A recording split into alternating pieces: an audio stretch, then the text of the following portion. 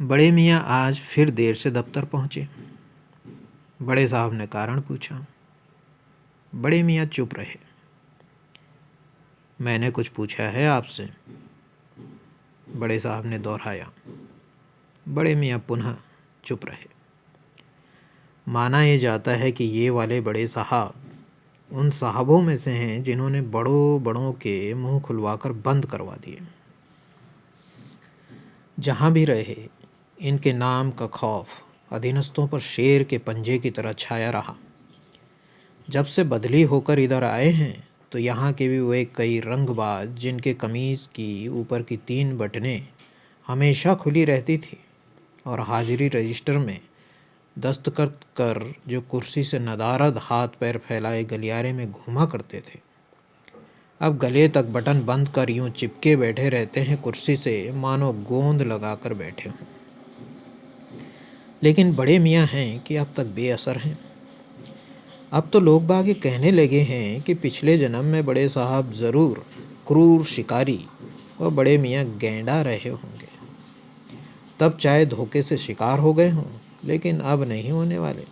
ज़माना बदल गया है, नियम कानून बदल गए हैं। राजाओं की बात तो रही नहीं कि चढ़ाया धनुष पर बाण और छाती को निशाना बनाकर चला दिया।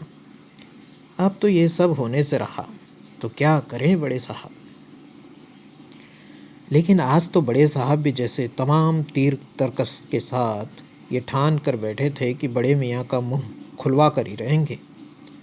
पता तो चले कि ये क्या कुछ जाल जंजाल भीतर बिठाए बैठे हैं। सो उन्होंने पुनः प्रश्न किया, लेकिन बड़े मियाँ पुनः चुप ही रहे। बड़े साहब ने धमकी दी, देखिए बड़े मियाँ, यदि आपने जवाब नहीं दिया तो मैं आपका ट्रांसफ़र कर दूंगा।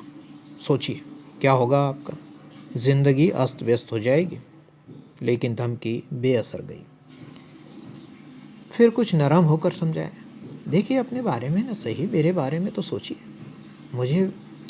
मुझसे बड़े अधिकारी ये देख कर के मेरा अपने अधीनस्थों पर कोई असर नहीं, मेरा ट्रांसफ़र कर सकते हैं। मेरी जगह कोई ऐसा अधिकारी आ सकता है जो आपके खिलाफ़ कठोर कदम उठा ले। किंतु बड़े साहब की यह समझाइश भी व्यर्थ ही गई। लेकिन जैसा कि बता चुका हूँ, बड़े साहब भी तमाम अस्त्र शस्त्र लेकर बैठे थे। बोले, ज़रा सोचें बड़े मियाँ, 6 महीने हुए हैं मुझे इस शहर में आए। यदि आपका यही हाल रहा तो मैं अपना ट्रांसफ़र करवा दूँगा। क्या होगा मेरे बच्चों की पढ़ाई का? मेरी पत्नी को पुनः नए सिरे से नए शहर में गृहस्थी संवारनी पड़ेगी।